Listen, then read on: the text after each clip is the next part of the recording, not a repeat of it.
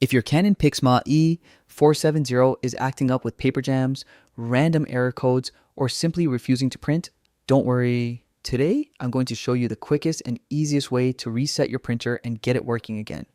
This is a simple method anyone can follow, and it only takes a few seconds. So stick with me till the end so you don't miss any important steps. First, before we perform the reset, let's make sure the printer is in a clean state. Go ahead and turn off your Canon E470 completely. Wait for a moment and then power it back on. This simple restart helps clear temporary glitches and prepares the printer for a proper reset. Now that the printer is on, let's move to the main part, activating the reset. Look at the control panel and find the stop button. This button usually has a small square icon or a stop symbol on it.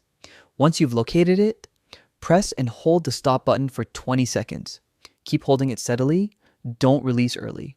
During this time, the printer may blink or make slight noises, which is completely normal. After the 20 seconds are up, let go of the button. As soon as you release it, the Canon PIXMA E470 will automatically begin its reset process. This step helps clear persistent errors, refresh the internal system, and restore the printer to its default state. Within a few moments, your printer should be ready to use again, free from the issues you were experiencing. If the problems were caused by minor software glitches or stuck error codes, this reset usually fixes them instantly, and that's it. Your Canon PIXMA E470 is now reset and ready to go.